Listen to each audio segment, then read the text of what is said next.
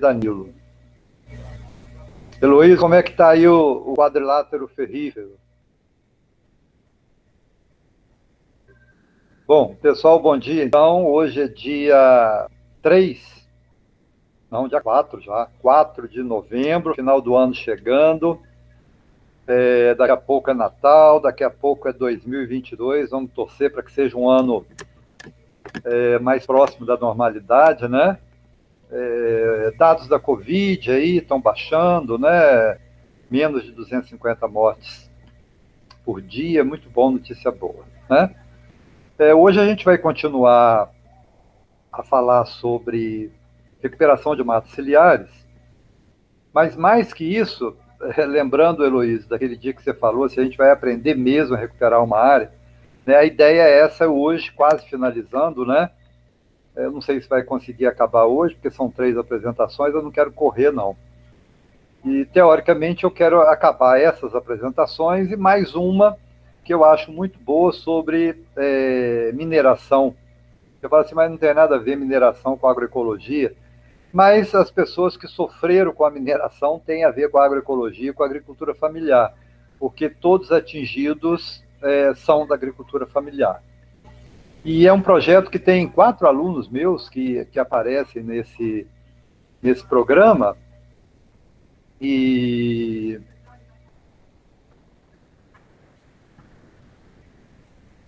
tem 2 professores, um é até o professor Sebastião Venâncio, que é meu parceiro em um livro, né, o livro sobre produção de palmito Jussara, e tem mais 2 professores lá do departamento de solos que aparecem, então, e é um caso de sucesso. É um projeto grandioso, que envolve mineradora grande, eu não lembro se é a Vale ou se é a Votorantim, mas é algo que as mineradoras são meio não, são obrigadas a fazer hoje em dia, né? Bom, antes de começar então a falar, eu só quero fazer alguns comentários breves aqui sobre o capítulo. O Zé Carlos mandou, Maria Amélia mandou, e o Sávio já devolveu, parabéns, ficou bom. Talvez precise de alguma coisinha, mas eu não vou devolver para vocês não, deixa ficar como está. Missão cumprida de vocês aí nessa parte, nesse capítulo, né? O Sávio entregou 2, já fechou, acho que o Zé Carlos também entregou 2, Maria Amélia eu não me lembro, tá? O estudo dirigido 2, eu não lembro, mas eu acho que ninguém mandou. Talvez o Sávio tenha mandado. Se mandou, Sávio, eu peço até para você me mandar de novo, se não for difícil. Se for, eu procuro aqui, mas eu lembro que eu acho que você mandou. O resumo eu queria ver se vocês fizessem um esforço, né, pode me mandar que eu ajudo aqui para o ENA, né, nosso terceiro encontro aí da agroecologia, né, tem uma programação boa. Tentem fazer um sacrifíciozinho aí do fim de semana para mandar, para eu dar uma revisada e publicar, né, para ajudar o grupo a... Ô, Maurício, Oi, só para atualizar aí sobre o capítulo, o nosso capítulo a gente está fazendo em grupo, né? Eu, Heloísa e a Maria Amélia. A gente pegou, só que a gente não conseguiu aproveitar muito o modelo que tinha, a gente começou um do zero. Então a gente está construindo ele, assim, já conseguimos avançar bastante, está ficando assim até bacana o trabalho. Beleza. E acredito aí que em breve a gente pode estar entregando ele já uma coisa bem concreta aí para o senhor, beleza? Para dar um feedback aí. Beleza, porque... Só para lembrar, porque às vezes chega na última hora e aí fazer correndo não fica bom, né? Professor? Oi. Desculpe interromper, eu fiquei afastada um tempo, negócio de WhatsApp, de contatos. Tem estudo dirigido 2 para fazer, porque um foi aquele sobre o homem que plantava árvores, aí tem um outro, está postado. O outro... Está no grupo? Vou olhar. Professor. Tá, se você não achar, você me pede, Maria Amélia. Eu não estou sabendo aí eu mando para você, dirigido, não. Tá bom? Tá, tudo bem, que eu andei me afastando. Eu mando aí para você, tá bom? Luiz, Outra uma coisa que eu coisa queria falar rápido aqui. Oi? Poderia reencaminhar de novo esse estudo dirigido 2, professor, porque eu também tô. Ah, é? Tá, eu mando.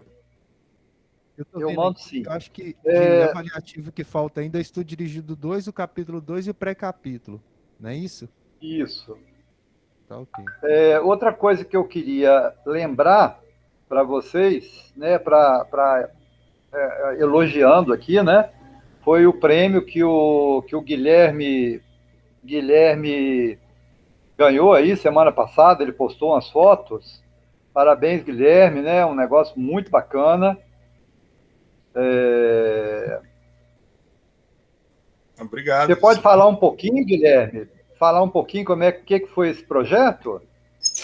Então, a gente, todo ano, a TV Gazeta, com parceria com outras Cicobi, outras empresas aí, Celita, BRK Ambiental, fazem essa premiação, né, que é o Prêmio Bigode de Sustentabilidade. Eles premiam iniciativas assim, voltadas para a questão ambiental aí. E são várias categorias. Tem da sociedade civil, igual você pode ter um projeto seu ambiental, você desenvolve por conta própria, e você pode escrever um projeto para concorrer. Tem universidade, eu até dar essa ideia para você, porque tem também para instituições de ensino. E quem ganhou foi o pessoal da São Camilo, fez um projeto bacana lá. Eu falei, pô, por que o IFES aí, tanta coisa na agroecologia aí, pode estar se inscrevendo nesse prêmio aí? Então fica aí para o ano que vem. E a gente, como na categoria empreendedor ambiental, a nossa empresa inscreveu o projeto, dentro mais ou menos do que a gente trabalha na gestão de programas, de projetos de PSA. E aí a gente foi convocado lá e ficamos em segundo lugar na premiação. Muito beleza. Bom. Então, seu projeto foi sobre o que mesmo? Foi um programa de gestão e monitoramento de projetos de PSA. Maravilha. Porque assim, a gente trabalha com esses projetos, só que às vezes são muitos projetos, então você tem que ter ferramentas para poder conseguir gerenciar tudo isso, né? Acompanhar de forma eficiente. E você pode usar isso aí na sua dissertação, né, Guilherme? Pois é, professor. Depois, quando a gente for conversar, vou até te mandar o projeto. Às vezes você dá uma olhada ali, você pode ver alguma coisa, pode dar umas dicas, né? Pode aproveitar isso, aquilo, que o projeto ficou bem bacana que a gente submeteu lá para avaliação. Aí depois a gente troca a ideia nisso. Parabéns, Guilherme. É bom o pessoal participar, né? Bom dia, Danilo aí também, chegou agora. Outra coisa que eu queria comentar é sobre a COP 26 que está acontecendo, né? Muito bacana. Eu fico até animado quando eu vejo algumas propostas, né? Acho que vocês devem ter visto a abertura. Tem uma indígena brasileira, né? Uma moça, deixa eu ver aqui o nome dela, porque ela tem um nome difícil, né? Eu estava vendo essa reportagem aqui dela, que na verdade, depois de tanto feio que o nosso presidente fez, vocês estão vendo a imagem dela aqui? Tá dando para ver, gente? Sim. Sim. Então, ela é uma moça, né? Tixaí Suruí, ou Tixai, eu nem sei como é que pronuncia esse nome dela aqui. Tixai Suruí, tem 24 anos, faz direito, fez curso em inglês, ver, né, para como que é tão diferente daquilo que a maioria da população pensa. Né? Acho que índio tem que morar em oca, maloca, tem que usar arco e flecha, nada disso, né? O mundo evoluiu. E a moça chegou lá em Inglaterra, foi a única brasileira que falou, né? Muito bacana no dia de abertura, na Escócia, o mundo inteiro falou dela. Teve até o reconhecimento do primeiro-ministro britânico, né, falando que os índios são as pessoas mais qualificadas e preparadas para tomar conta das florestas, né? E de fato é. Ele já morava aqui no Brasil há mais de 6 mil anos, quando o Cabral chegou aqui, e o Brasil era intocável, era perfeito. Tínhamos não existia área degradada, né? Foi vejo que o índio sabe fazer, né?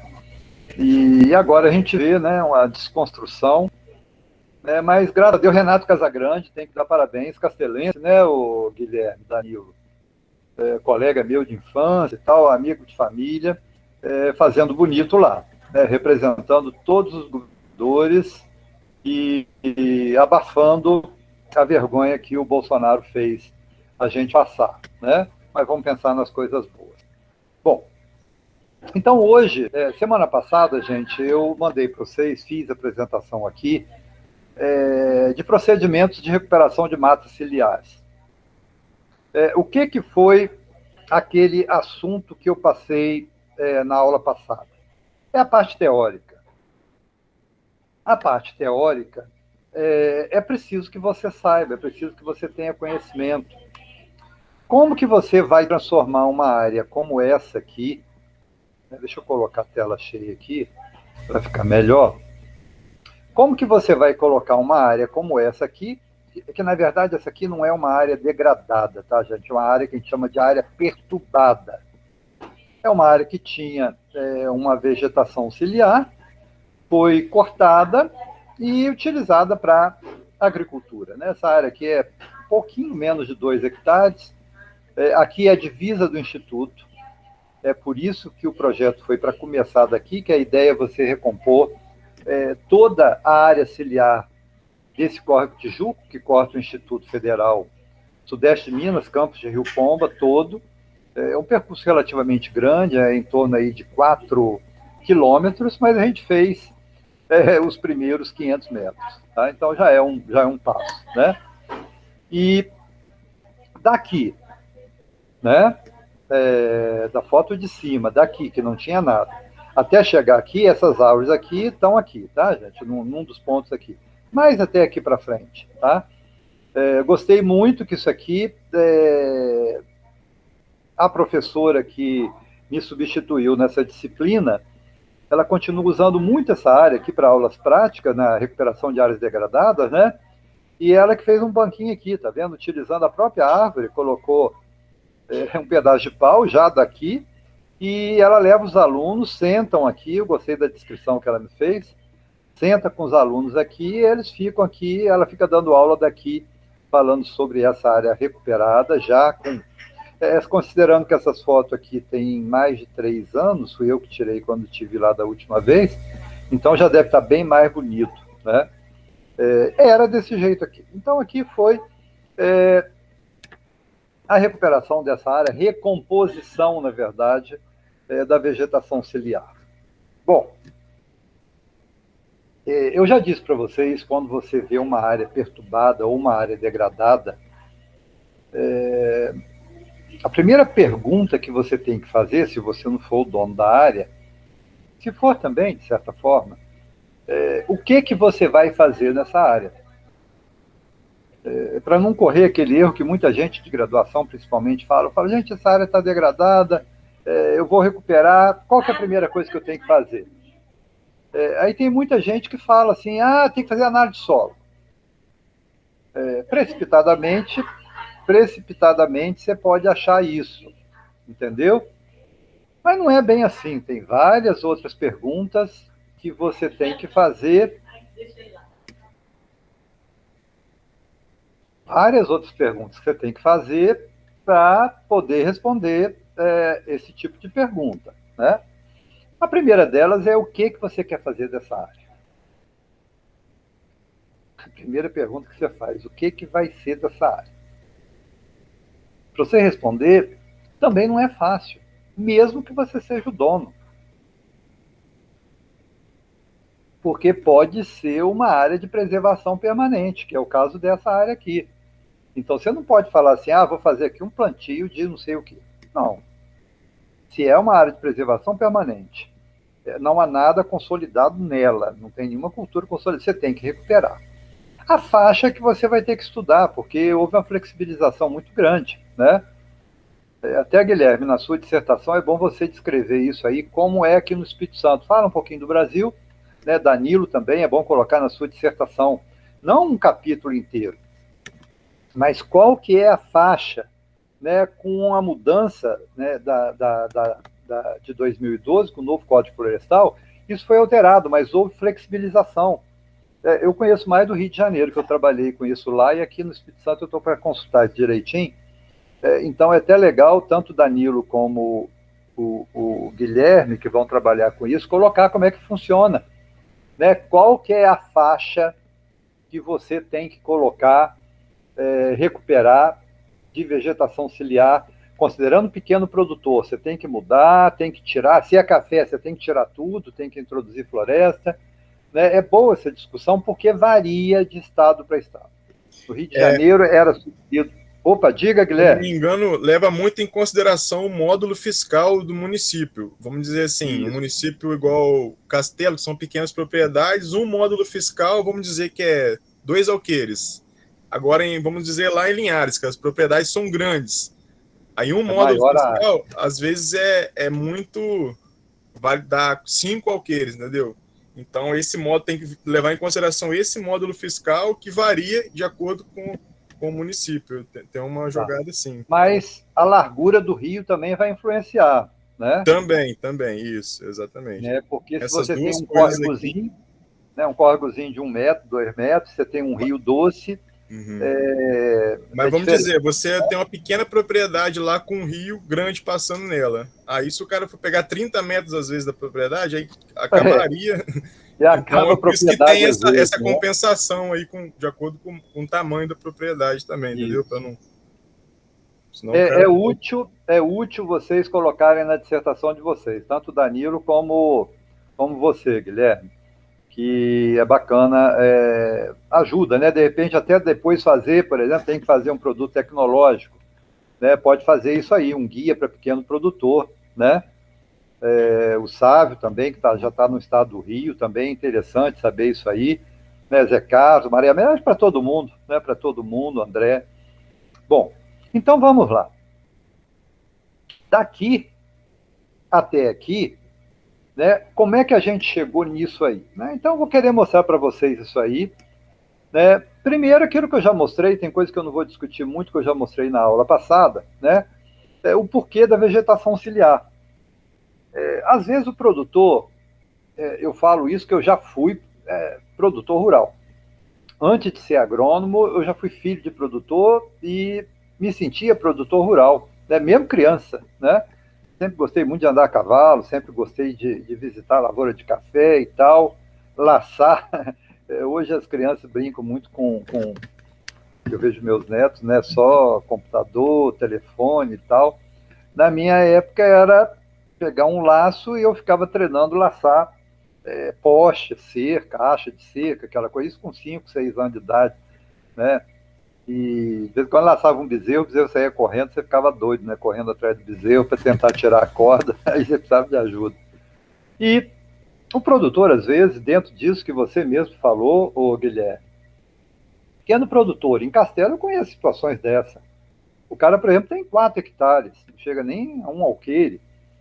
E, às vezes, nessas divisões de herança, acontece muito isso. Às vezes ele fica com a área menor na divisão de herança e pega ali a beira do rio, por ser mais fértil, né? Se você tirasse toda hoje, o Rio Castelo mesmo é um rio que tem aí em torno de 30 metros, né? 20, 30 metros. Se você fosse exigir isso, ia pegar uma faixa do cara de 30 metros, pronto, acabou o sítio dele, né? Inviabilizaria o negócio dele, né? Mas o produtor, então, ele não entende às vezes, né? E você... E o Maurício, só para complementar, desculpa, e o pequeno produtor também, se ele tiver uma declaração de aptidão no Pronaf, que isso que fala, é a DAP, o nome, um documento lá que ele consegue tirar na prefeitura, ele pode fazer o uso sustentável também dessa APP, de forma ao sistema agroflorestal, esse tipo de coisa sustentável, em vez de simplesmente isolar como reserva, né? Ele pode ter um uso racional, sustentável. É que eu acho bastante interessante isso, principalmente porque pequeno produtor. No Rio, que eu te falei, Guilherme, podia fazer isso, entendeu? Eu fiz uns projetos lá, né? Eu trabalhava lá no projeto que a gente tinha lá da nossa fundação. Aí eu fiquei acompanhando lá uns 6, 7 anos, fora o tempo que eu ia lá com turma, foram mais de 15 anos, Então a gente desenvolvia muito projeto sustentável com fruta, recuperando fruteira de mata nativa, né? Tem o genipapo, por exemplo, que é uma fruta brasileira, pouca gente conhece, muito boa para fazer doce, compota, né? Até alimentação, o gado gosta muito, uma árvore muito bonita, madeira boa, né? Uma secundária inicial. Então, frutas desse tipo, jatobá, né? Muitas frutas tem aqui no Brasil, maracujá era possível, né? Então se fazia isso para recuperar, em sistema de SAF temporário, às vezes até SAF permanente também se fazia, né? Muito interessante essa opção. Bom, mas o produtor, de um modo geral, ele está preocupado com a renda dele, com a sobrevivência dele, ele não quer saber muito, às vezes, de preservar, não entende muito isso, né? No fundo, é aquilo que a gente falou, a mata ciliar tem essa proteção aqui. Uma das funções dela, a gente viu lá, quem não viu, leia, é proteger a margem. Porque a margem, sem a cobertura, sem as raízes, né, sem a matéria orgânica que vai consolidar o solo junto com as raízes, vai acontecer erosão e isso vem para cá, como o Zé Carlos falou, ali no Rio Doce. E o Heloísio também, que são lá, os dois são do Rio Doce, né? Um rio totalmente assoreado, né, e que vai prejudicar todo mundo no médio e longo prazo. É um rio assoreado, por aí. O Rio Doce já foi um rio todo 100% navegável. Não sei se Zé Carlos talvez saiba disso, né? A geração nova nem sabe disso. Já foi um rio 100% navegável. Tinha barcos que faziam, na época não tinha esse monte de estrada, tinha linha que fazia, né, ligando Minas ao Espírito Santo, né? Não é mais, né? Então a função da mata ciliar é isso, né? Para isso que precisa recompor. Então você tem que entender, você como técnico, você tem que saber disso aqui, quais são as funções da mata ciliar, né? Isso é teórico e tal, vou chegar, vou recuperar, Não, primeiro você tem que saber para que você vai recuperar, para que você vai recuperar uma nascente, para que você vai recuperar uma encosta, para que você vai recuperar uma passagem, para que você vai recuperar uma mata ciliar. Você tem que saber para que você vai fazer isso aqui, né? Processos como esse aqui, eutrofização, que tem áreas eutrofizadas, isso já acontece em alguns locais aqui do Brasil, no Nordeste. Aqui pertinho, em Marataízes, tem um lago 100% eutrofizado, eu mostrei até nessa disciplina mesmo, há 4 anos atrás, eu passei ali numa estrada nova, né, você sai da 101 para ir para Itaipava, tem um corte ali, e você passa no Pantanal Capixaba, não sei nem se vocês sabem que tem o Pantanal, tem Pantanal em Tocantins, o mais famoso, é lógico, é o do Mato Grosso, mas tem um Pantanal Capixaba que fica ali, no município de Vila, né, aquela região por trás ali de Itaipava, Itaoca, muito bonito, muito bonito. E tem umas lagoas ali eutrofizadas. Por quê? Não tem vegetação ciliar, muito pasto, né, muitas fezes de gado entrando, né, no corpo hídrico e vai eutrofizando. Se a lagoa recebe pouca água, você praticamente não consegue recuperar, porque a multiplicação de águas é tão grande. E a África, por exemplo, tem regiões lá que chove pouco, já teve caso que a cidade, na verdade, comunidade, teve que ser mudada de lugar porque ela ficou sem água. A água eutrofizada, se você beber, ela vai dando, depois de, às vezes, de uma semana, começa a dar diarreia e mata, porque você desidrata tanto, ainda mais se você continuar tomando, e nem o gado, nem cavalo, vaca, não pode tomar dessa água. Nem alguns animais conseguem beber selvagem, mas também faz mal, né? Então isso aqui é muito relacionado à mata ciliar, entre outras coisas, né? Tendo essa área que você já definiu, né, você analisou a questão, você quer recuperar, vamos focar agora em mata ciliar, né? Você quer recuperar essa área e quer transformar ela numa mata ciliar. Aí tem duas situações, a restauração ou a recuperação e reabilitação, que a gente já falou que é a mesma coisa hoje, são palavras sinônimas, né? Para restaurar, complexo, num caso desse, você não faria nenhuma restauração plena, né? Porque você já mexeu, você não teria muitos dados, né? Mas você pode chegar bem próximo, né? Você pode fazer um levantamento fitossociológico, definir quais eram as espécies, né? Você tem que procurar uma mata mais próxima da primitiva. Lá na nossa região a gente consegue fazer, tem estudos bem feitos, e a gente já tem isso. Hoje em dia você não precisa fazer tudo, né? Você tem banco de teses, de dissertações, de artigos, né, que te proporcionam isso. Então você faria um levantamento desse, definiria, por exemplo, aí 30 espécies. Quais 30 espécies? As de maior dominância que foram levantadas nesse levantamento fitossociológico. Você pegaria algumas pioneiras, algumas secundárias iniciais, e depois, num outro estágio, você colocaria alguma secundária tardia ou clímax, né? E começaria um processo. Ah, não, vou fazer só uma recuperação. Dentro disso que o Guilherme falou, escolheria algumas espécies, por exemplo, de frutíferas, para trazer renda para o produtor, são várias. Nesse caso aqui, poderia plantar, por exemplo, palmito jussara. É uma área que tem umidade, palmito jussara gosta de umidade, né? É uma espécie que tem sido muito estimulada a sua conservação, preservação, é uma espécie protegida, porque estava entrando em extinção. Ela tem um papel importantíssimo na sucessão, né? Ela atrai muito fauna, né? E ela dispersando por esses animais, ela vai sendo, né, muito importante, entre tantas outras, né? Então, se você definiu, aí você vai fazer isso aqui, né? Que vai fazer um PRAD, que é um plano de recuperação de área degradada, e isso que está, eu espero que vocês tenham lido isso aqui, né? Se não leram, leiam depois que eu mandei para vocês, né? Isso aqui a gente já comentou, né? O objetivo, principalmente nesse nosso caso aqui, eu mandei o projeto para vocês, né? Com certeza vocês leram, porque é muito importante ler, ainda mais que vocês estão fazendo dissertação, né? Tem toda uma sequência a ser seguida. Se alguém não leu, leia, né? Eu mandei de novo hoje, muito importante que leiam. Vocês vendo toda essa minha história aqui, vocês vão entender como que se dá a idealização e a elaboração de um projeto. Não tem forma melhor de você aprender seguindo isso aqui.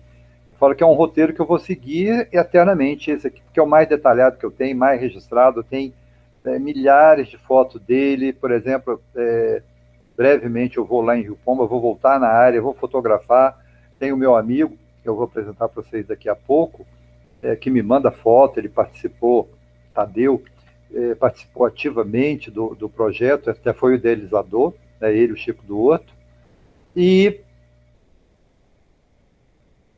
o objetivo, a princípio, era simplesmente restabelecer a autossustentabilidade. Depois a gente inseriu o que eu vou mostrar para vocês agora, que foram, por ser uma instituição de ensino, né, ela ganhou outros vieses, né? Seriam os objetivos específicos. O geral era recuperar.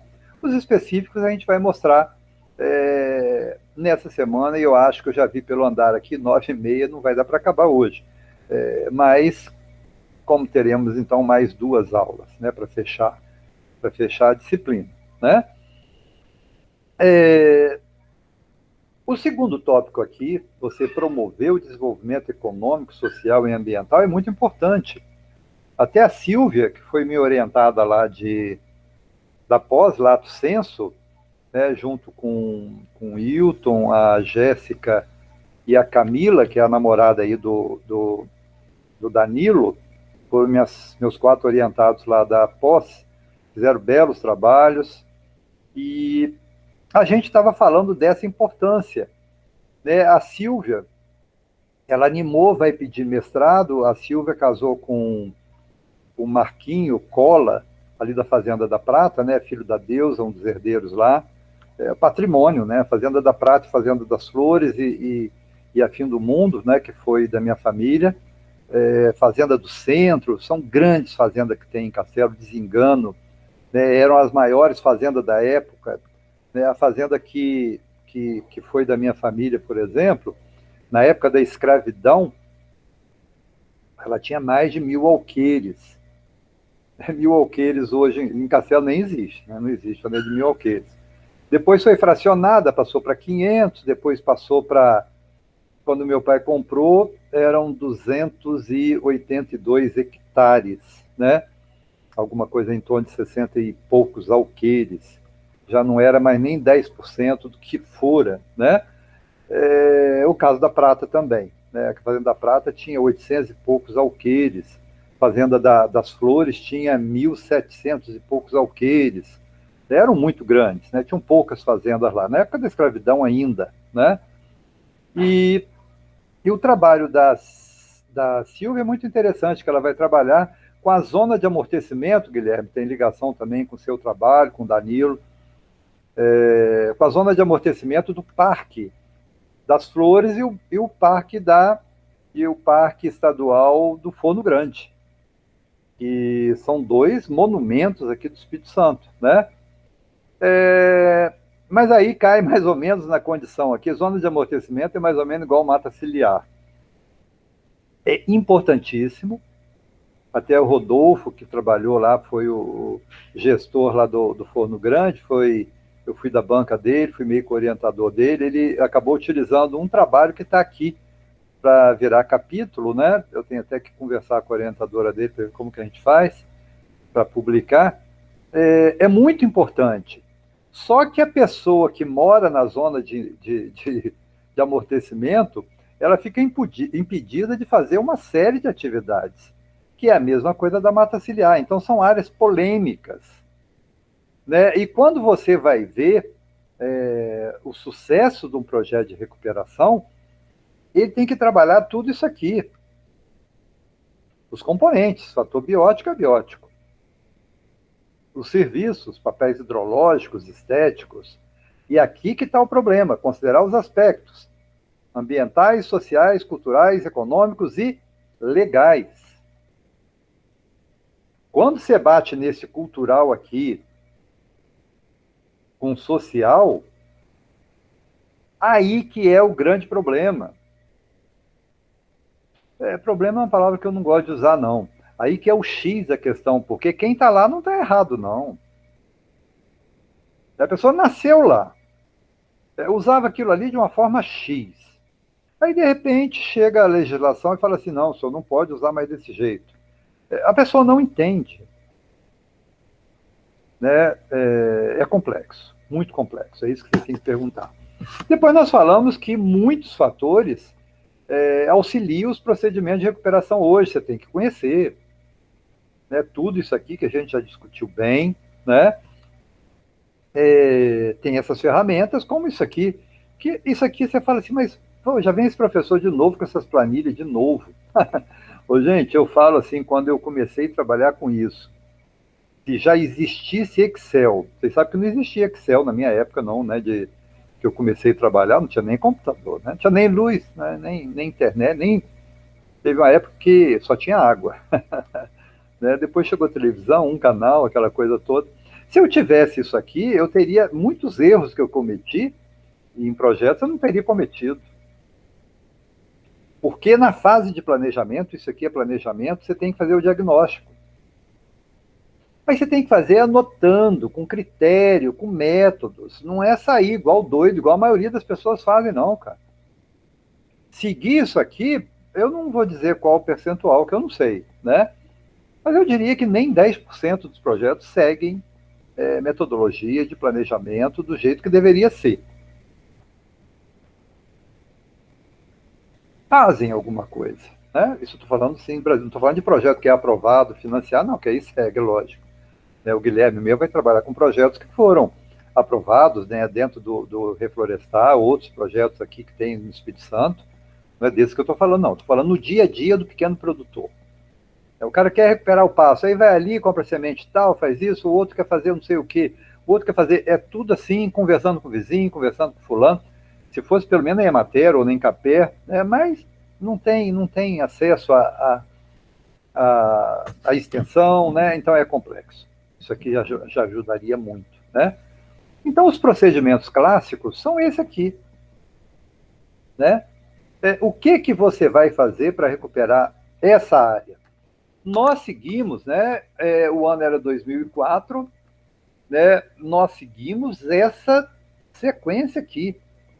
Esse monitoramento e manutenção, lembrando que essa área que a gente vai mostrar agora começou a ser efetivamente recuperada, idealizada em 2011 comigo. Né? O Chico do Horto e o Tadeu já tinham pensado antes, mas a efetivação, né, a consolidação daquilo que se pensou começa em 2011, quando eu volto de São João del Rei para o campus lá de Rio Pomba. Né? Eu fiquei 2 anos em São João del Rei, depois eu volto para Rio Pomba, a gente começa, né, o Chico do Horto e o Tadeu me procuram, dizendo que essa era a proposta, depois, num outro momento, eu vou contar com detalhes, porque isso aí não está escrito em livro, de um modo geral. Em agroecologia, o que interessa são os meandros. Né? O básico é para o pessoal da engenharia. Na agroecologia, você tem que ter os meandros da história. O que aconteceu, por que aconteceu, como se deu, né? Isso a gente vai conversar. Então, a gente seguiu essa sequência aqui. Né? Caracterização do local, planejamento, tal, até chegar aqui. Né? Então, a gente vai ver. Você tem que conhecer os meandros da história, vêm daqui, dos meandros do rio, né? As curvas. São os detalhes. Né? Porque você não pode chegar, fiz isso. Não, aí é coisa de engenheiro. Advogado, dessas coisas. Não, aí você tem que ser agroecólogo, né? Para fazer a coisa bem feita, né? E durar. Se perpetuar, eternizar. Né? Então você tem que conhecer isso aqui. A gente vai mexer nessa vegetação ciliar, nesse trecho aqui. Você tem que saber onde que nasce o córrego, o que tem lá para cima e tal. O que foi aqui? Plantou, já teve café, foi pasto, agricultura, adubou, usou produto químico, agrotóxico, quanto tempo, quais as culturas, o que fazia com resíduo, arava, gradeava, incorporava o material, o que era feito. Isso é o diagnóstico da área. Bom, aí você precisa traçar, o diagnóstico da área é o cenário atual. Aí você precisa traçar o cenário pré-degradação. O que era ali? Isso aqui eu estou falando para fazer um serviço bem feito, tá, gente? Não é serviço... para fazer serviço mais ou menos, você pega uma receita de bolo na internet e faz. Né? Não é isso que estudante de mestrado e o que vocês vão ser, eu tenho certeza que vocês serão muito bons, já são muito bons, né? Gente, aqui já é bom. O que vocês vão fazer? Né? Então, vocês vão conhecer o histórico dessa área. Né? Aí vocês precisam construir o cenário pré-degradação. O cenário pré-degradação tem 2 formas de você fazer. E eu aconselho a fazer as 2. A primeira é você procurar nas redondezas uma região que tenha matas primitivas. Diferente de mata primária, tá? Mata primária é uma que já pode ter sido mexida, mas que conserva quase que a originalidade do local. A primitiva é quase impossível você encontrar nesse Espírito Santo nosso, porque primitiva é aquela que está tal qual quando Cabral chegou no Brasil. Né? Mas eu conheço lá em Rio Pomba, a gente tem a sorte, tem um senhor lá, que é produtor de cachaça, muito conservador, esqueci o nome dele agora, se eu lembrar depois eu falo. Sou muito boa, até minha esposa trabalhou na propriedade dele. Seu Antônio, muito bom. Minha esposa trabalhou lá, a tese dela foi sobre produtor de cachaça familiar. Seu Antônio ele tem uma área de 200 e poucos hectares preservados. Não é 100% primária, porque entra lá uma vez ou outra para tirar um pé de pau, igual ele fala, uma árvore. Né? Mas mantém a estrutura. Nunca foi pasto, nunca foi café, sempre foi mata. É difícil achar. Né? Lá no caso a gente acha. Você vai lá e faz um levantamento. Né? Aí você vai saber quais espécies que existiam ali. Próximo, tem as mesmas características. Você não pode ir no Forno Grande pegar o dado para Castelo lá. Não, é diferente. Forno Grande tem 1.000 e tantos metros, Castelo tem 100 metros. Tem que ser a mesma característica, a mesma altitude, né? Se é mata de galeria, se é mata ciliar, né? Se é topo de morro, né? Você tem que fazer de acordo com a área que você vai recuperar. Então você vai fazer o cenário pré-degradação. O outro, se você não tiver isso, você vai fazer consultando histórias. Dissertações na revisão, sempre vem um histórico bom. Eu tenho uma dissertação aqui, por exemplo, que eu fui co-orientador de um professor Roseli, quem vai mexer com recursos hídricos. muito interessante ler, densa, ele fez pela Universidade Federal de Goiás, né, que é a segunda maior universidade, número de alunos do Brasil, é fantástica a universidade, estrutura muito boa, lá em Goiás, né, ninguém dá confiança para Goiás, né, acho que só tem índio lá e matuto e dupla sertaneja, né, mas tem universidade, tem muita pesquisa boa. Quem se interessar, me peça que eu mando, né? Então você tem que fazer isso aqui num projeto. Diagnóstico ambiental, que é isso. Você vai lá no lugar, tira fotografia. Eu tenho 2 alunos, por exemplo, que querem implantar, Guilherme, lembrei de você e do Danilo, eles querem implantar uma cultura de café dentro da propriedade lá do sítio Jaqueira Agroecologia do Newton. O Newton cedeu uma área para eles. E eles querem plantar café. Mas eu falei assim, vocês não vão plantar café convencional, não. Que eles começaram a me perguntar negócio de espaçamento. Não, não. Vocês vão plantar café ao acaso, no meio do SAF.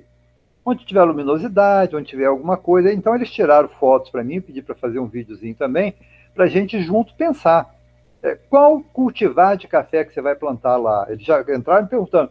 Eu falei, não sei, vamos estudar junto, vamos pensar. Né? Você vai achar isso onde? Você vai vendo as espécies de conilon, tem que ser conilon, né? 105 metros de altitude a 130, né? Muito quente, Alegre é muito quente.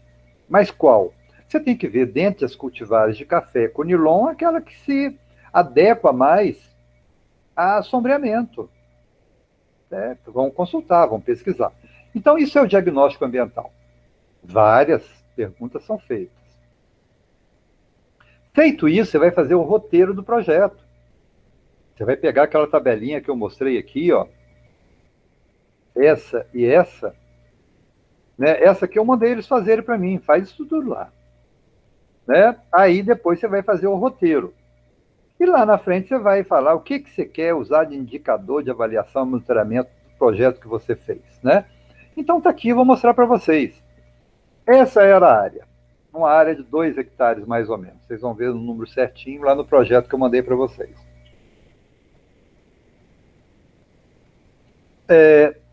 Do arame para cá é vizinho. No vizinho você pode sugerir, você não pode obrigar ele a fazer, né? Mas a ideia é que ele vendo isso aqui também, né? Então, estamos aqui. Né? Vamos fazer o diagnóstico. Eu gosto demais de trabalhar com aluno, né? Sempre. Né? Eu sou professor, né? Aluno e produtor, né? Claro. São os 2 públicos meu, né? Aluno e produtor rural. Pessoal, vocês estão ouvindo bem? Está quietinho assim? Estou sim, professor, beleza. Tranquilo. Beleza. Tá, sim. Ótimo. Então, esse aqui é um grupo de alunos. Que alunos são esse aqui? Os meninos que estavam formando. Recuperação de área degradada é dada no 9º período. Né? O curso são 10 períodos. Esse menino aqui, ele veio até para o Espírito Santo, o Jean, não sei se alguém conhece. Mora em Vitória, chegou a trabalhar na Incapé. A namorada dele trabalha na Incapela de Venda Nova, que eu esqueci o nome dela. Fez mestrado aqui na UFES. Menino muito bom. Esses meninos aqui todos muito bons, né? Esse aqui foi meu orientado, né? Esse aqui, o Paulo, foi meu orientado também, está trabalhando com consultoria muito bacana, em recuperação de nascentes e mato ciliar e delimitando a área de preservação permanente. Pequeno produtor, tanto Danilo como o Guilherme, interessante que ele tem muita limitação, tá? Muita dificuldade da roça, filho de produtor, mas muito esforçado, né? E não montou empresa nem nada, não. Ele vai lá, o produtor quer fazer uma coisa, quer medir, ele mede, né? Tem aparelho, vai lá, faz o mapa, aprendeu a mexer com o mapa direitinho, faz parceria lá com outro aluno, que é muito bom, Alvin, e faz lá projetinho de recuperação de nascentes, mato ciliar, né? Para regularizar, né? Faz PRAD, faz tudo direitinho, né? E então eu estava fazendo o que com os meninos aqui? Ouvindo a ideia deles, né, conversando sobre a área. Né? Você vê que aqui do lado aqui tem uma estrada, que é a estrada de acesso para uma outra comunidade aqui. Então aqui você já consegue ver algumas espécies pioneiras, nasceram aqui sozinhas. Elas não estavam aqui. Como é que eu sei que elas não estavam aqui? Pela idade delas, que elas são jovens, né? Tem árvore aqui que é de lei e que ainda é jovem. Então, se é jovem, é porque ela não estava aqui, né? Aí, para confirmar, nós perguntamos ao pessoal da área, principalmente o Chico do Horto. Chico do Horto, ele chama Chico do Horto porque ele tomava conta do horto desde que entrou no Instituto, né? A pessoa apaixonada pelo meio ambiente, mateiro. Eu falo assim, poucas pessoas que eu conheci na vida que conhecem tanto espécie vegetal quanto Chico do Horto, né? E conhece assim profundamente. Você leva às vezes assim uma folha. Fala, Chico, sabe que árvore que é essa aqui? Ele olha assim, às vezes chega perto e tal, para é tal. Olha, o cara, não vou dizer que ele nunca errou, porque eu não fazia muito teste depois não, mas assim, impressionante, né? Experiência aí o pai dele era também, né? Ele é técnico agropecuário, depois fez gestão do agronegócio, foi aluno meu, depois fez uma especialização, fez um curso superior lá. Esses caras muito esforçados, né? Mas nunca saiu do horto, aposentou lá no horto, tomando conta do horto, que produzia muita muda, né? Algumas milhares de mudas foram produzidas lá e distribuídas, preços assim simbólicos, né? Você comprava muda lá fantástica por R$ 5, muda de orquídea por R$ 3, né? Tudo produzido lá, fantástico. E aqui eu estava conversando com os meninos e sugerindo eles. O fulano falava isso. Essa menina está tendo doutorado lá em Viçosa agora. Procura isso. Só um minuto. Posso. Quando você foi enviar o documento para a sua chefia ou para o pessoal? Não, só para o Zé Francisco, que é meu coordenador. Só nós dois. Vou mandar para a menina. Bom, então aqui a gente estava conversando isso. Disso aqui, eu pedi para eles montarem isso aqui, foi até um trabalho. Vocês vão anotando tudo. Guilherme, olha isso aqui, Paulo, olha isso aqui, fulano, olha isso aqui, e vão juntando tudo individual. Tá? Jean faz isso aqui, vai individual. Cada um monta isso aqui, né? Montado. Uma outra etapa lá na frente foi formar grupo, para eles conversarem sobre as ideias deles e montarem um negócio desse aqui definitivo. Aí o Alvin estava no meio, Alvin eu já falei com vocês, ele é fera de trabalhar com ArcGIS, esses programadores que eu não sei nem falar o nome e tal, não sei se vocês são bons nisso aí, talvez o Guilherme seja. Daí ele foi lá, pegou isso aqui, quando cheguei em casa me surpreendeu, ele já tinha mandado para mim, eu falei assim, meu Deus do céu, né? Isso aqui foi em 2011, falei, como é que o cara fez isso aqui já certinho, de onde que ele tirou isso aqui? Na época não tinha drone, de foto satélite, né? Entra lá, não sei fazer isso não. Google Earth, né? Foi lá, tirou da área toda aqui, delimitou, né? Aqui vocês veem o córrego, ó. Tá vendo aqui? É o córrego Tijuco. Aqui foi a primeira área que a gente trabalhou quando eu cheguei lá, né? É a nossa área de reserva legal lá do Instituto, uma maravilha, depois vocês vão ver na última apresentação, que não vai ser hoje, essa semana que vem, como que ela tá. É uma coisa de doido, maravilha, né? Aquelas coisas que enchem os olhos mesmo, assim, né? E definimos aqui, ó. Tinha um pedacinho aqui que já era uma capoeirinha, a gente ficou na dúvida, o que a gente faz? Arranca isso aqui, não arranca, roça, não roça e tal, né? Essa árvore aqui ficou, é uma árvore que... daqui saiu outras dissertações, eu não vou contar agora, que a história é longa, talvez eu conte, vamos ver o tempo, né? De observações que a gente fez aqui, do que foi plantado embaixo dela, né? Ela continuou aqui, uma árvore linda. Eu, para dizer a verdade, nem lembro mais que árvore que é essa aqui. Eu acho que é uma figueira, né? Figueira mesmo, dessa nativa, né? Essa figueira que veio da Índia, que o pessoal usa para paisagismo, não. Né? Paudalho. Figueira ou paudalho. É uma árvore monstruosa, né? Essa árvore aqui, que tinha lá na propriedade, que foi da minha família, era a maior árvore que tinha lá, né? Pra você ter uma ideia, ela dava sombra assim para mais de 50 vacas. 50 vacas deitavam debaixo dela, todas na sombra, né?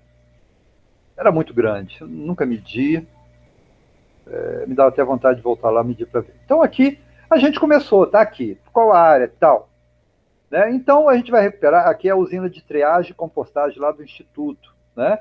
Levantamento, aqui tem um fragmento e tal, como é que a gente vai fechar aqui, né? Bom, então vamos recuperar essa área toda, né, que dá mais ou menos aí em torno de 400 e poucos metros. Não chega a 500 metros, não. É uma faixa estreitinha, essa faixa aí de 2 hectares, né? Um pouquinho mais, que a gente ultrapassou um pouquinho mais do projeto, né? O projeto inicial vinha até aqui, que dava 1,6, depois a gente esticou para cá, porque era uma faixa estreitinha, né? E montamos outras parcelas aqui. Então, em cima disso aqui, a gente delimitou. Por que você precisa delimitar? Qual que é a área? Qual que é o espaçamento que a gente vai usar? Quantas espécies a gente vai plantar? Quais são... Aí já tinha entrado a ideia do projeto, para conseguir recurso, né? Bom, vão elaborar o projeto. A base do projeto foi a ideia dos meninos aqui. Foi construído coletivamente. Né? Esse mapa aqui, tal, né? Como é que vai ser? Vão montar quantas parcelas? Montamos aqui, se eu não me engano, 32 parcelas. Né? Então, uma parcela aqui, outra parcela aqui, outra aqui, outra aqui. Sorteamos aquela coisa toda, né? Tem as parcelas de testemunha, que a gente não fez nada para ver como que ia ser o processo sucessório. Né? Aqui tem uma vantagem de sucessão, porque você tem um banco de sementes muito grande. Ó. Essa área aqui é uma área que vocês vão ver no final, uma área maravilhosa. Era um capoeirão, era pasto isso aqui, em 2004 era pasto. Foi exatamente quando foi meu primeiro projeto aqui, eu e mais 3 professores. Foi uma exigência dos órgãos ambientais, que depois eu fui até conselheiro deles e assessor mais à frente, exigiu que tivesse área de reserva legal demarcada. Então nós trabalhamos nisso. O Tomé era agrônomo do Instituto, muito bom agrimensor. Ele é agrônomo, na verdade, mas ele trabalha mais como agrimensor. Mediu a área todinha, fez isso, fez mapa, aquela coisa toda lá para a gente poder trabalhar. Então, aqui foi feito em 2004, aqui começou em 2011 e efetivamente acho que foi 2013 ou 2014 que foi implantado isso aqui. 13. Né? Então a gente continuou andando. Foi feito o quê? Isso aqui. De novo. Né? E aqui eu continuei levando turmas. Essa turma aqui, por exemplo, é dos meninos do técnico em floresta, que eu dava essa disciplina também. Aí era no 6º período. Tá? Era técnico em floresta, eram 6 períodos, né? 2, 3 anos, né? Curso técnico integrado, né? Fazia os dois juntos, né? Aquele 2º grau e mais um técnico, né? Muito boa essa ideia. E aqui, por exemplo, aconteceu coisas que eu não queria que acontecesse, que eu não faria, é isso que eu quero falar com vocês. Se fosse Zé Carlos, que lida muito com produtor, né? André não está aqui, é o mesmo caso, Danilo, que mexeu lá com um projeto desse, de implantar um SAF lá na propriedade, né? Maria Amélia, que está mexendo com SAF agora também, Heloísio, Guilherme. O que eu queria fazer, o que eu faria se não fosse esse projeto? Né? Aprovado, depois que eu vou falar daqui a pouquinho. Eu não iria roçar dessa forma aqui como foi feito. Porque tinha muita espécie pioneira aqui nascendo. Tá? É uma área que estava mais ou menos 2 anos sem fazer plantio, né? Ali onde estava aquela plantação que vocês viram de batata, aquela foi a última, né? Plantou mandioca, batata, tomate, tudo plantou aqui, que era muito usado para aula prática para os técnicos pecuários, né? Então plantava tudo.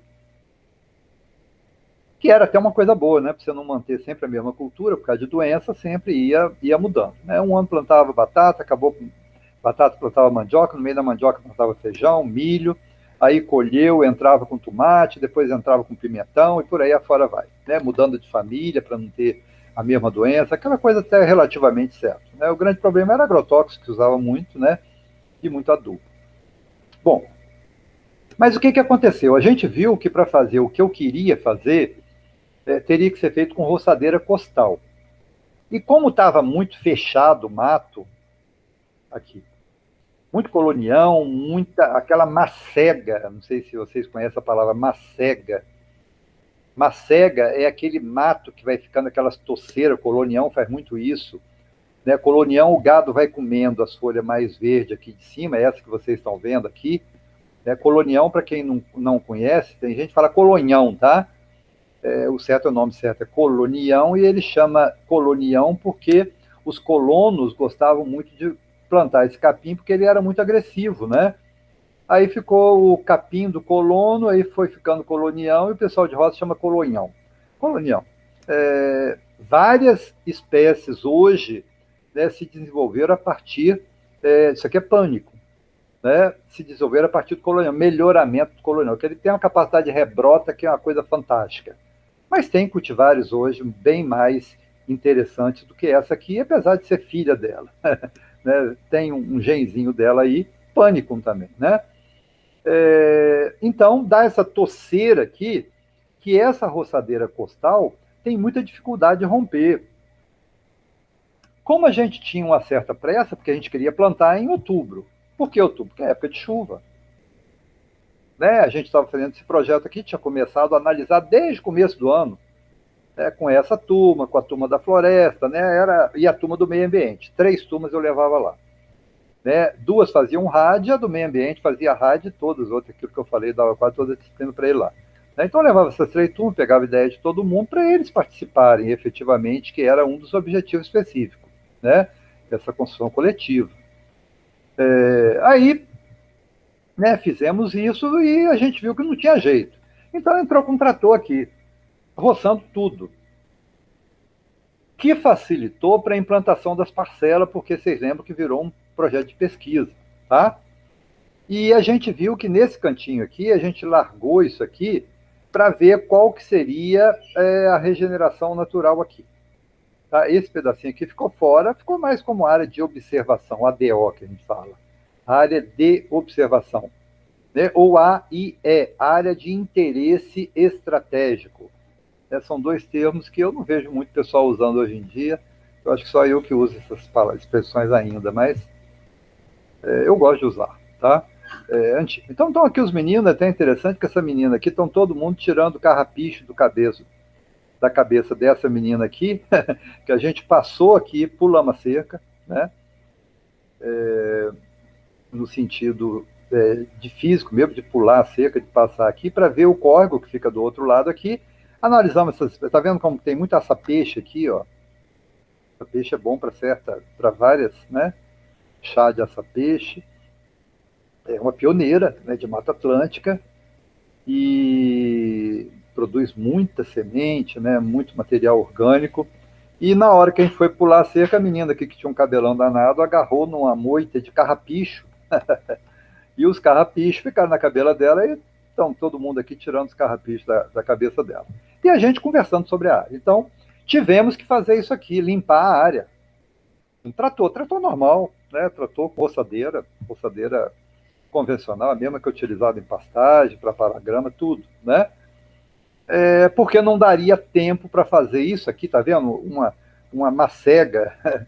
Isso aqui é um pé de uma moita de colonial, que a gente fala, uma moita. Né?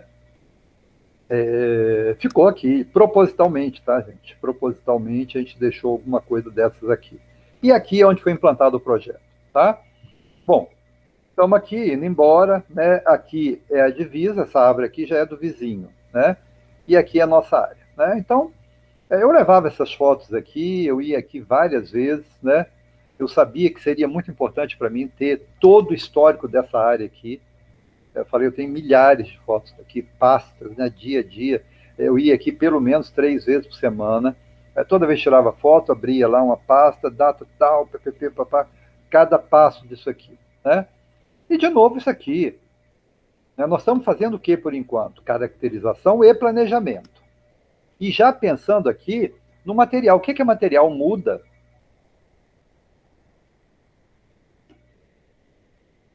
Como era experimento, se você vai montar 32 parcelas, como foi o caso, eu não estou lembrado bem, que eu fiz um monte de projetos, né? Tinha um que tinha 32, o outro da Ancente foi 40, né? mais de 50 projetos eu participei, alguma coisa assim. Né?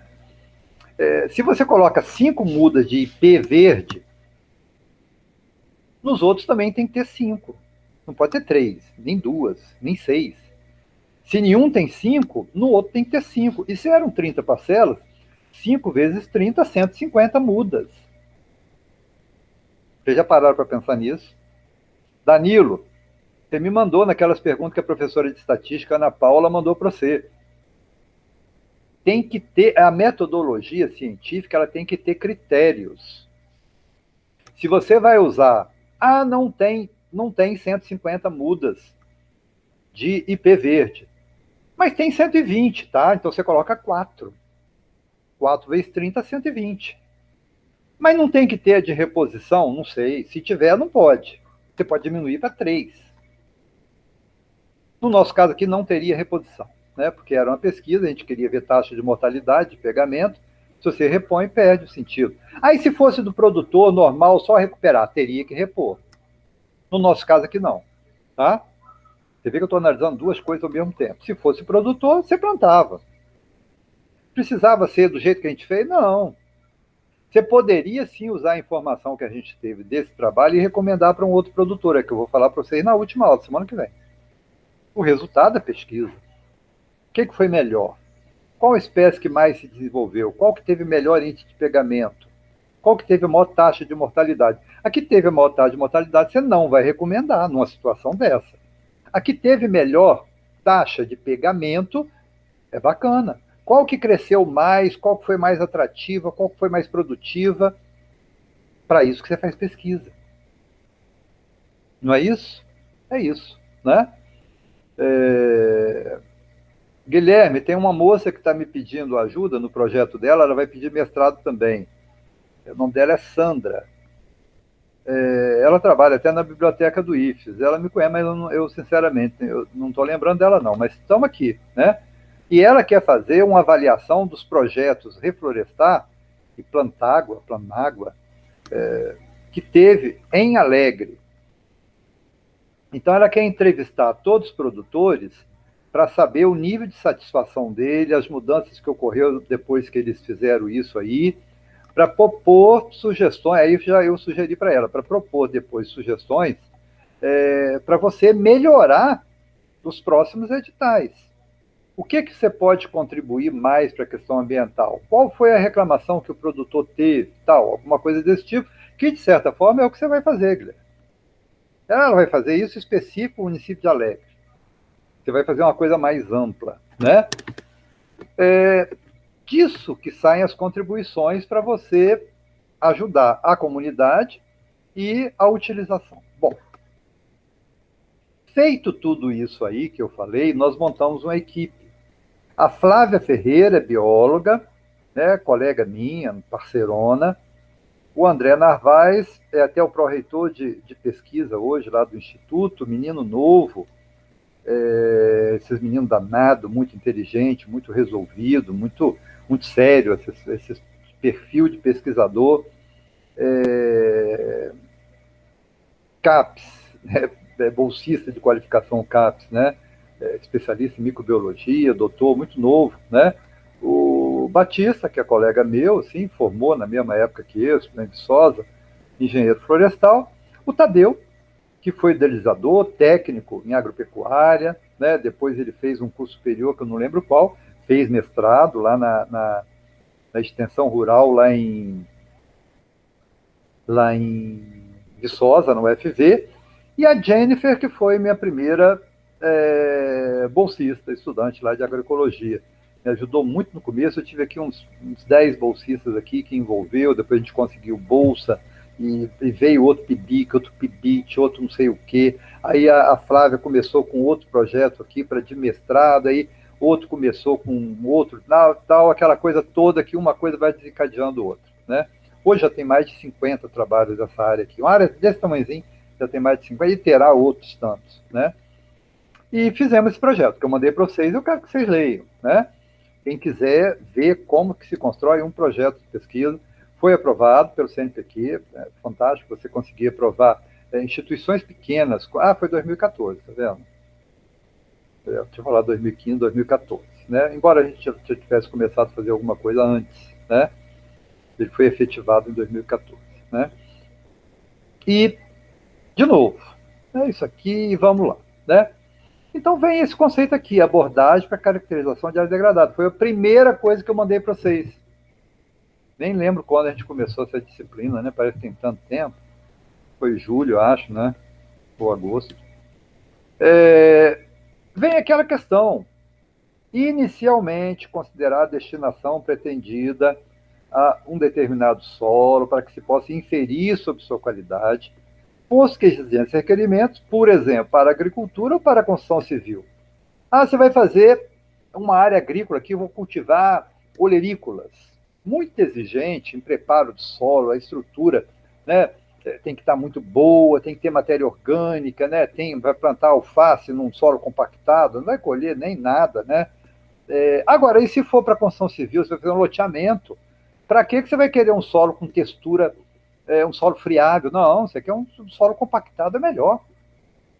Não é um solo compactado para construção civil? Pronto. Muito melhor. Então, diferenciado. O que você vai fazer? A primeira pergunta. O que você vai fazer? É a questão, né, de vontade do dono. Depois vem a questão legal. Depois vem a questão técnica. Depois vem todos os passos que a gente vai discutir hoje e semana que vem. Né? Bom, a etapa inicial do planejamento deve permitir o conhecimento da amplitude do problema ambiental no qual o projeto de recuperação está inserido. Bom, imagine que essa área aí tivesse lá num cerradão, no meio de um plantio numa área de soja, só soja, e você tem que recuperar a vegetação ciliar. Primeiro, o bioma é diferente, vegetação diferente, condição diferente. Você vai seguir a mesma coisa aqui? Claro que não. Mas a sequência você vai seguir, diagnóstico? Vai. Você vai achar outras espécies. A faixa talvez vai ser diferente, porque aquilo que o Guilherme falou. Estado diferente. Será que o módulo fiscal varia até dentro do estado. Imagina de um estado para outro. Do tamanho da propriedade, influencia muito. No bioma. Então, uma série de coisas que tem que ser considerada. Bom, aí numa outra aula, que é aquela mesma turma, nós fomos lá. Eu falava lá, gente, olha aqui, olha as invasoras que estão. Isso aqui é capim-napier. Quem já mexeu com fazenda sabe. É capim para gado, para corte. Cresce muito. Se acabar com isso aqui é quase impossível. É bom quando você quer para capineira, mas quando você quer fazer uma outra coisa, tem capim gordura, braquiária, aça-peixe e candeia.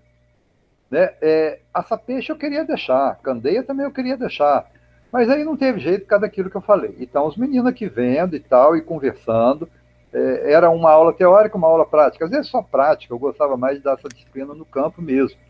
Bom, ambiente degradado, aquilo que eu já falei, permite duas abordagens. A restritiva ou segmentada, que você vai analisar cada componente. Você vai analisar o solo, vai analisar a água, ar. Ar aqui no nosso caso não precisava muito, porque você está lá no meio do mato, não tem indústria nenhuma aqui. Tinha usina de reciclagem lá muito pequenininha.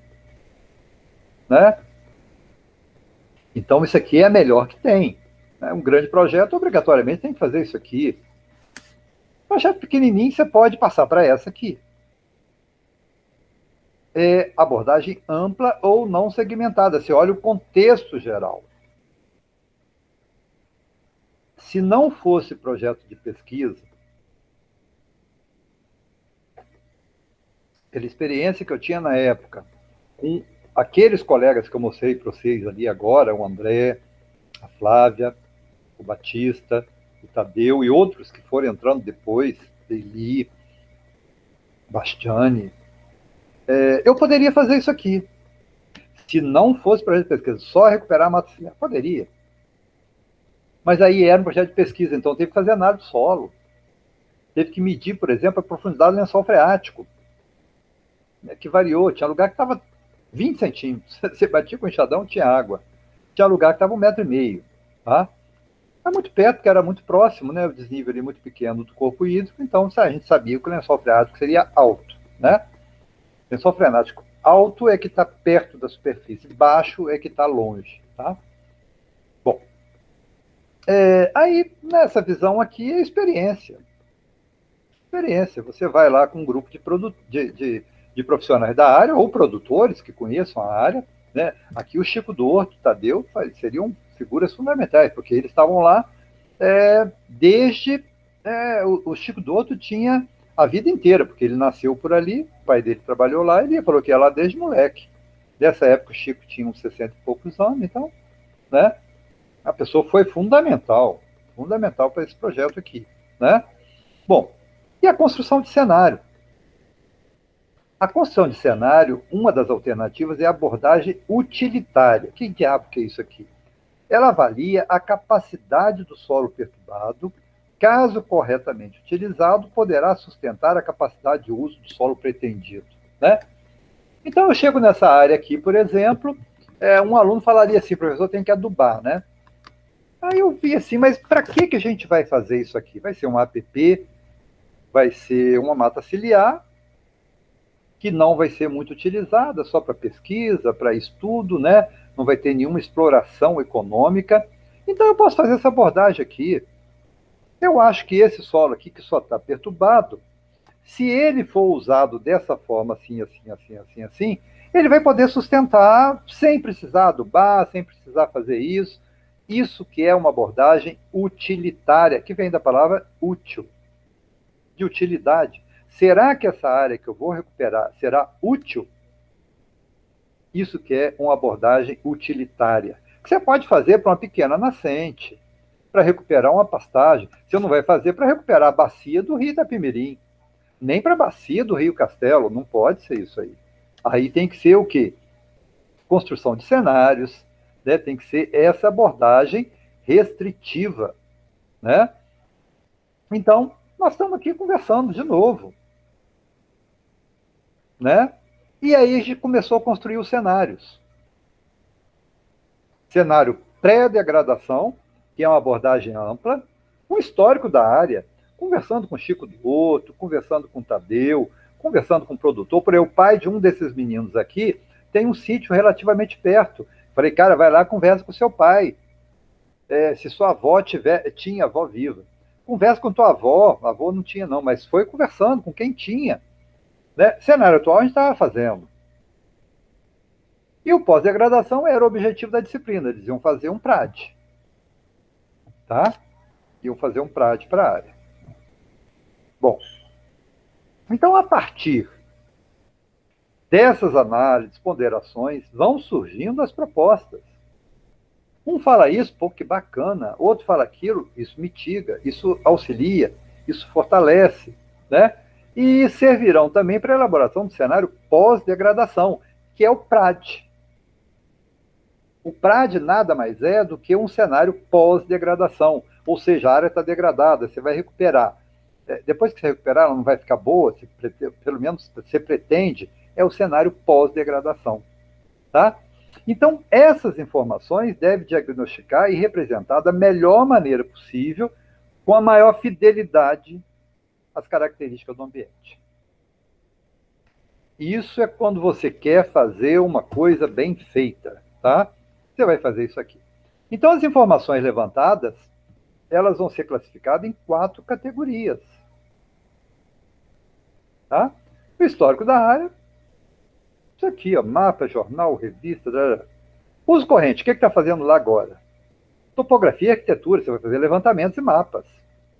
Lá, a gente nem fez levantamento topográfico porque mediu só, porque ali era plano, né? Não tinha altimetria, não precisava nada disso aí, né?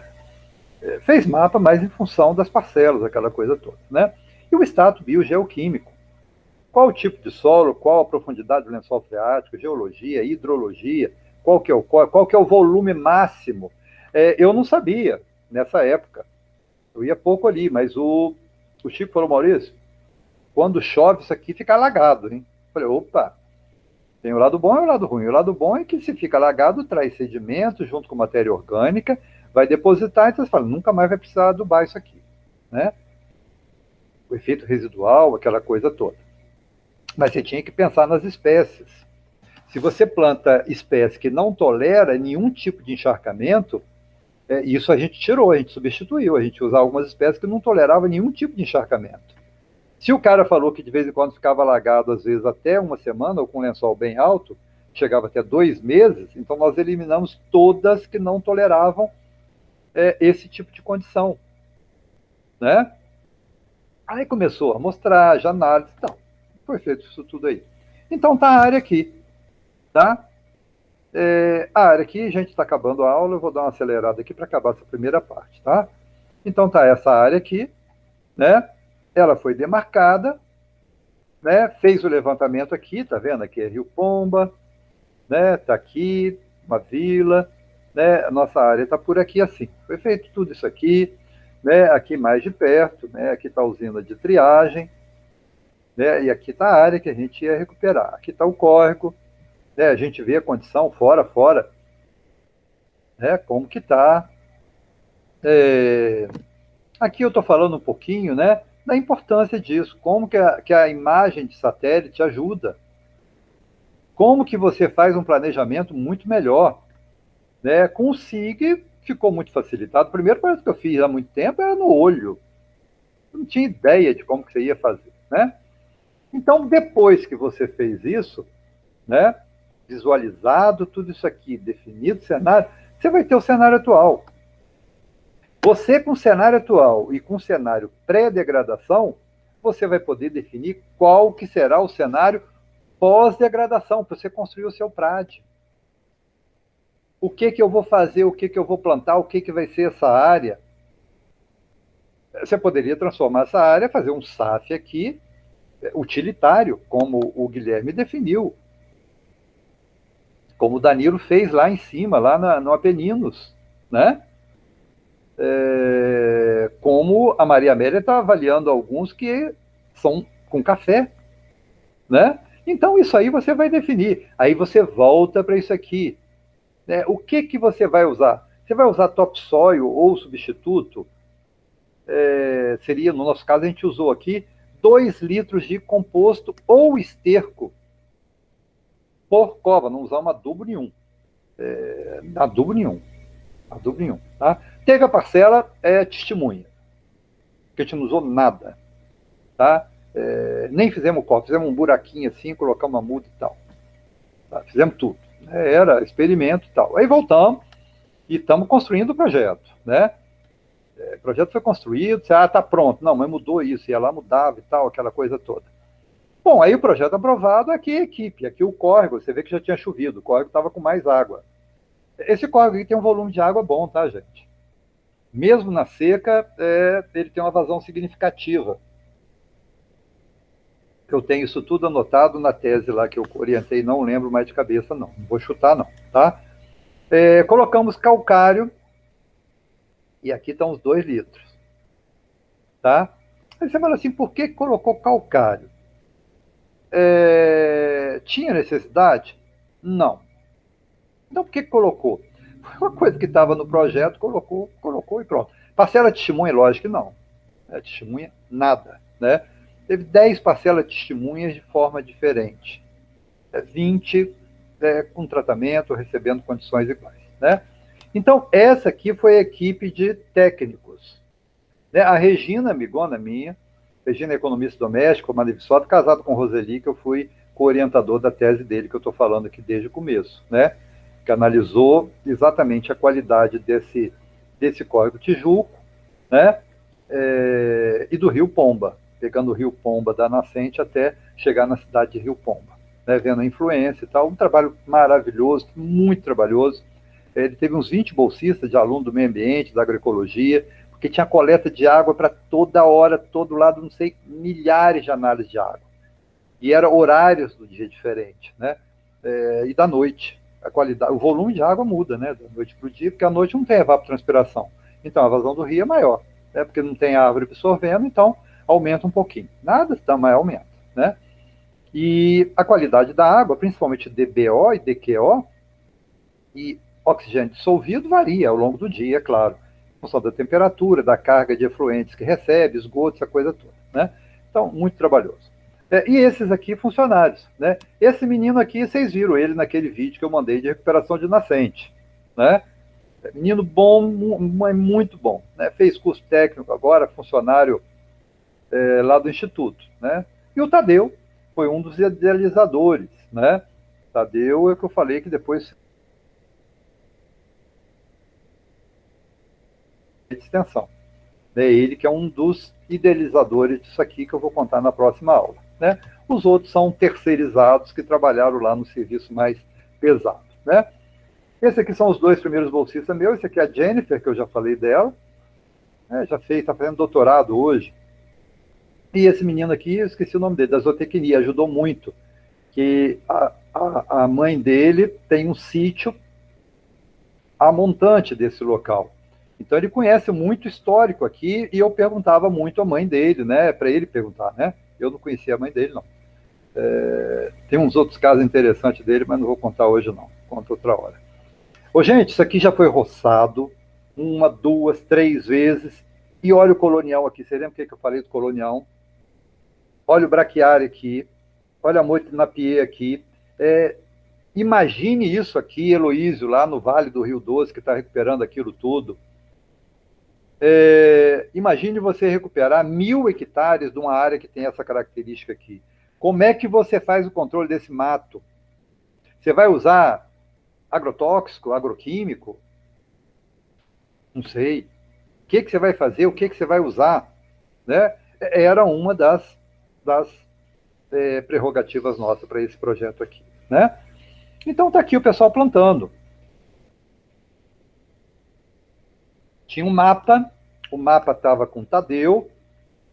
Cada cova dessa aqui é georreferenciada. Entendeu? Essa cova aqui vai receber a muda tal. Essa aqui vai receber a muda tal. Por isso que ele ia distribuindo as mudas. As mudas estavam fora da área aqui, foram levadas por um carrinho, e o pessoal ia plantando.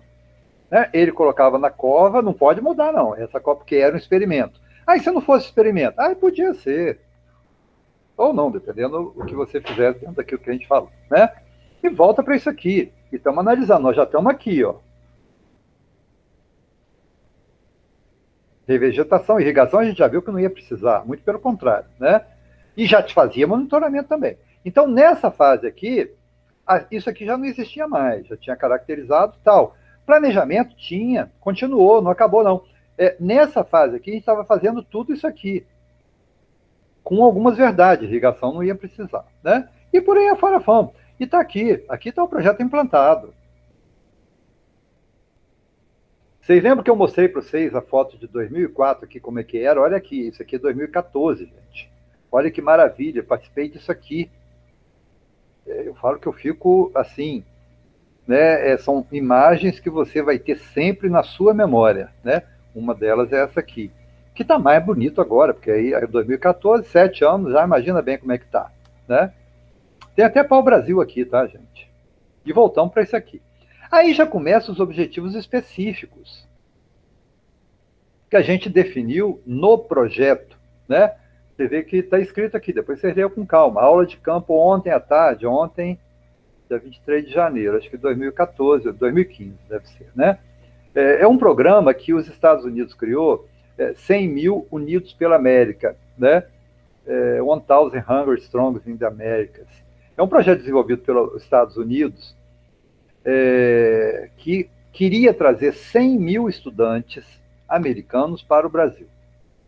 Tá? E a gente, eu era muito amigo do... Eu era tão amigo, esqueci o nome dele, esqueci mesmo. Ele tem uma OCIP, depois eu vou lembrar, e ele criou uma ONG, um OCIP, né? Não é ONG, é um OCIP. OCIP é mais, depende aí, ligado ao Ministério, aquela coisa toda, mais fiscalizado que ONG, tá? Amigos do Iracambi. Iracambi fica no município de Muriaé, Minas, onde minha filha mora. E lá tem uma área alta, e ele criou lá, ele trabalha muito com SAFs, tá? Quem gosta de SAFs, um dia que puder, vá visitar o Iracambi. Tá? Ele é belga, veio para o Brasil há muito tempo, tá? Ambientalista daqueles ferrenhos, apaixonado pela coisa mesmo. E ele abriu lá para pesquisa. pessoal do FV, lá do nosso instituto, muita gente fazendo pesquisa lá, né? Ele criou um centro lá, tem alojamento para receber até, na época recebia bem até 50 pessoas, né? Tem uns 3 melhores, que aí já cobra para quem quiser fazer visita, para estudante faz preço bom e de graça, né? É muito interessante a criação dele.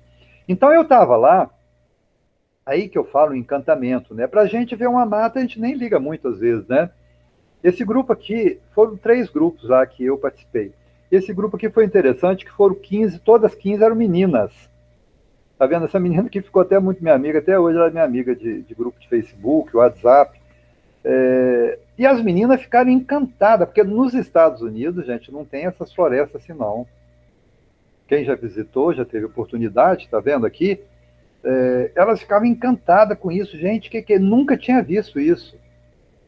E a gente estava lá, conversando com elas aqui, ó, tinha alunos nossos, né? Essa menina aqui também já fez doutorado, foi minha, eu fui co-orientador dela.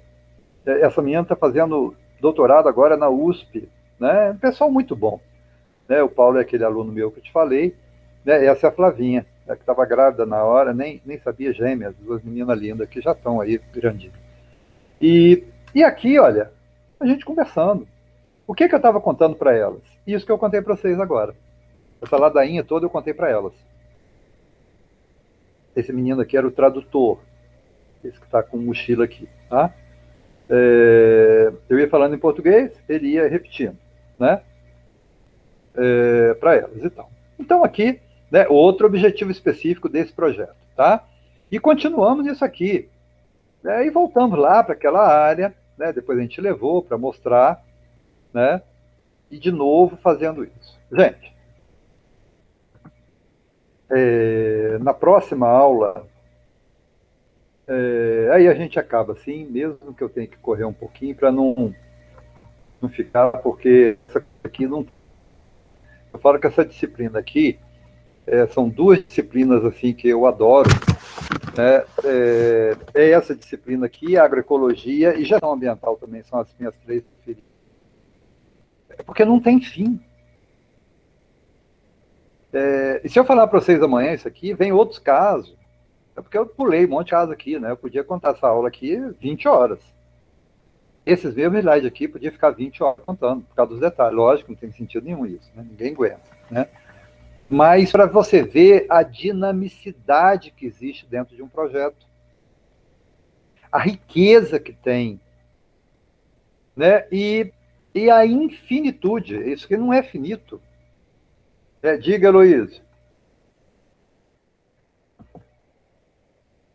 Professor, fala mais alto um pouquinho, Heloísio. Deixa eu aumentar aqui. Melhorou? Melhorou. Melhorou? Beleza. Ótimo. No caso, igual o senhor estava mostrando aquelas fotos, você pegou e questionou como controlar o capim-colunhão. E antes, eu até queria ter falado, aí depois eu baixei a mão aqui, sobre a questão de construção de cenários, né? Porque depois você pegou e falou, é como se fosse imaginar um cenário da possível recuperação da área, né? No caso, e também tem do cenário que eu ia perguntar, é uma proposta de trabalho, no caso, né? Então você constrói o seu cenário não é positivo. Rígido, tá?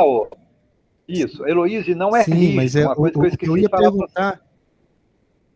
O que eu ia perguntar, aí eu fui me questionando aqui, peguei e falei assim, não, eu vou baixar a mão, porque depois você entrou sobre questão de cenário recuperação, cenário durante recuperação e cenário pós-recuperação.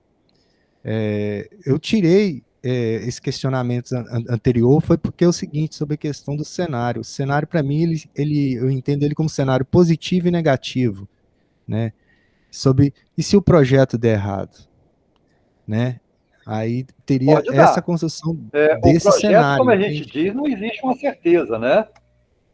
Sim, exatamente, Heloísio. Pode falar.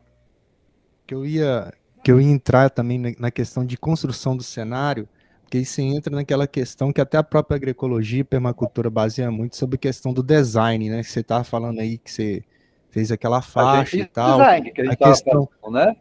A questão dos 5 IPs verdes, por exemplo, para poder fazer a simetria, né? de acordo com o desenho que você propõe Exatamente. para fazer recuperação, e também sobre a questão de construção do cenário. Qual o tipo de recuperação que você quer fazer? Que se você quer retornar ela a Isso, ser igual ao que ela era anteriormente, ou você quer fazer uma forma de design mesmo, né, como sistema agroflorestal, ou, por exemplo, subbosque. Eu imaginei assim, foi várias coisas assim bem exatamente. rápido aqui na minha cabeça, mas aí fica de acordo com a proposta da recuperação, né, o objetivo da recuperação. Exatamente. Ok. Exatamente. Você captou bem a coisa. Não existe receita. Eu falo assim, Heloísio, Guilherme, Maria Amélia, Zé Carlos, É porque, professor, tipo assim, é Davi. porque veio aqui na minha cabeça, desculpa eu te interromper, porque veio na minha cabeça, porque eu peguei aquele Não, capítulo não. de recuperação de áreas degradadas e SAFs, né? Aí ficou Sei, essa sei. questão do objetivo Você já fez? final da recuperação. Não, não. Tô, Ah, tô com tá. ele de molho. Tá. Tá deixando. Tá. Tô com ele de molho aqui, só tô É, imaginando é as muita coisas aqui. ideia. Eu falo assim, à medida que você vai amadurecendo profissionalmente, Zé Carlos regula comigo a idade, a gente sabe disso, né? Quando você tem 20 anos, 21, 22, 23 e tal, você tem muita vontade de fazer muita coisa, mas no fundo você tem pouca ideia. Ou tem muita ideia e às vezes não fundamentada, ou porque você simplesmente não fez ainda. Não tem como uma pessoa de 20 anos ter feito. Você fez o quê? Você estudou. Tem alguma experiência, outra daqui e dali. Cada ano que passa é aquilo que eu falei com vocês. O capital cultural ele vai crescendo. Né? Hoje, nós estamos chegando no fim do ano. O conhecimento que eu tenho no final desse ano é maior do que o que eu tinha em janeiro. Eu aprendi esse ano. Aprendi muito. Você lê todo dia. Todo dia você aprende um pouco. Então, quando você vai trabalhar com projetos, Heloísio, dessa forma, vamos supor se eu trabalhasse se ao invés de ser professor, eu fosse um consultor, né, de certa forma, como vocês vão fazer, né? Alguém vai procurar vocês para orientar um projeto de recuperação, coisa e tal.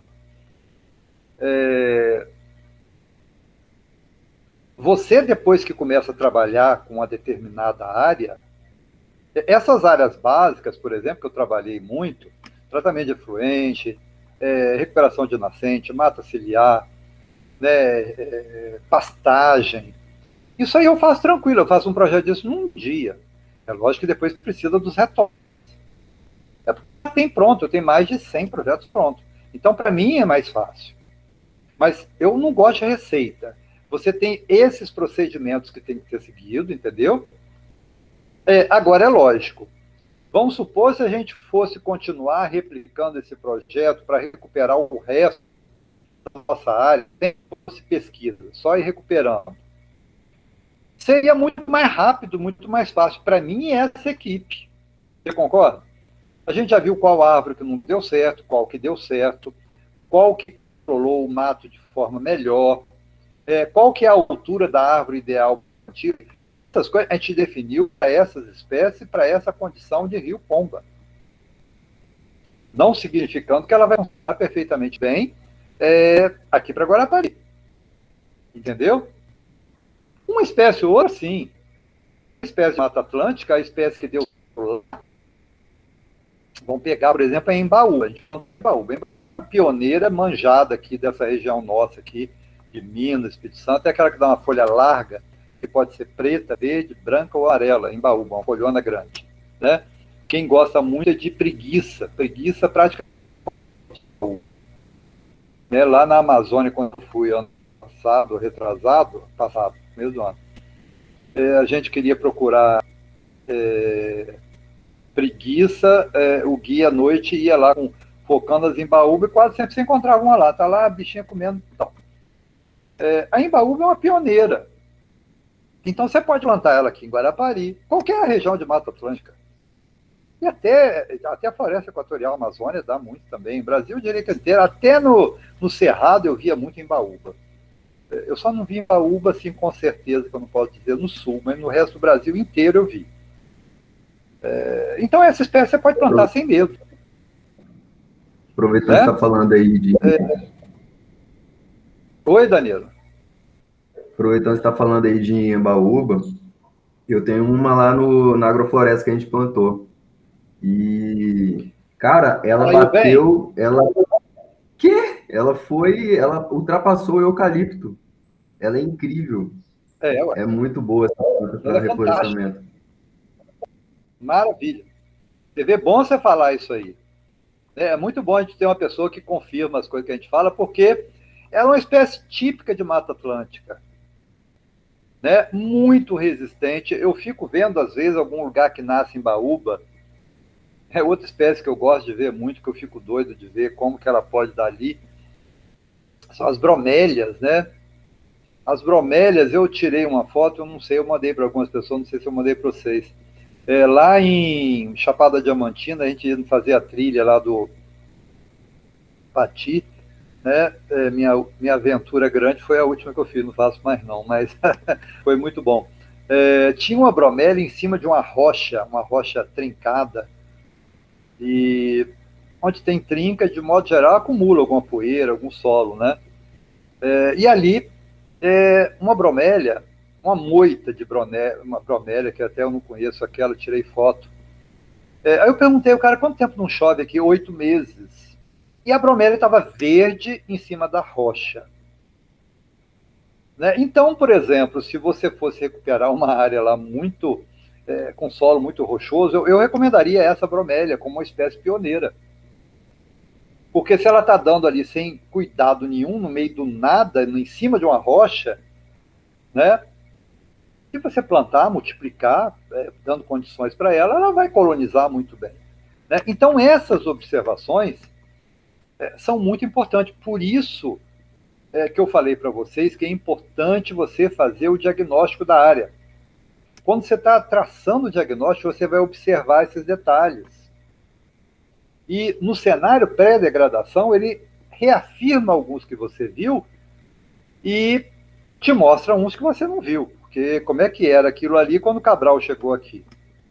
Ninguém vai saber, porque né, ali nessa área nossa tem 300 anos de história.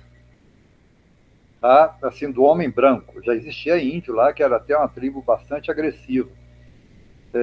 Mas o homem branco ali em Rio Pomba, 300 e poucos anos. Então você tem alguns registros, né? Mas nada assim tão específico. Ninguém fazia análise de solo naquela época. Lógico que não. Mas fala de vegetação. Né? Eu não vou lembrar aqui de cabeça, não vou chutar, porque eu poderia me enganar.